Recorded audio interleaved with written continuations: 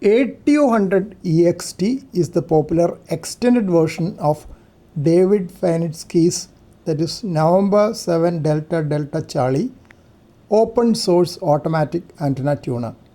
It is widely used by homebrewers because it's affordable, effective, and handles up to 100 watt, making it a perfect companion for a 100 watt HF linear amplifier. Here is a technical breakdown of how the ATU-100 EXT fits into a homebrew station. Maximum power handling capacity is 100 watt for SSB and CW. For digital modes like FT8, it is safer to keep it under 50 watt to avoid overheating the small toroids.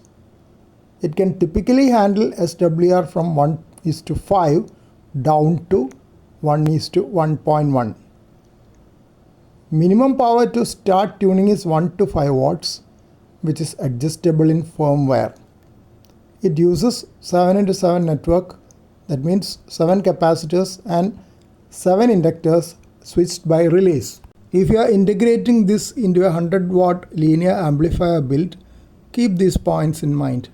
Placement in the chain: rig to linear amplifier to low pass filter to ATU-100 to antenna. Always ensure low pass filter is before the ATU if you are using a harmonic rich homebrew amplifier. The EXT version usually comes with an OLED display. You can tweak the cell values in the PIC16F1938 firmware if you want to change the auto tune threshold. ATU-100 uses a tandem match on a small binocular core.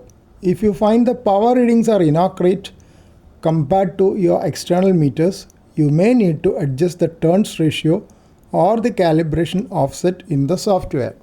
Ensure your power supply can handle the sudden current spike when all 14 relays click simultaneously during a tuning cycle.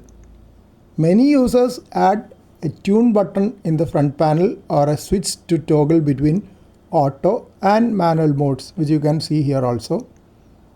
It has been mentioned that if you are interested in linear amplifier protection circuitry, you can actually tap the SWR voltage from the ATU's bridge to trigger a PTT cut on your amplifier if SWR exceeds 3:1. That seems to be very nice, though I am not very sure on how to implement it for my VU2 EVQ linear amplifier. Here is a quick comparison for some of my antennas. 80 meter inverted V, excellent for fine tuning the band edges. 40 meter full loop works great if the loop is slightly off resonance.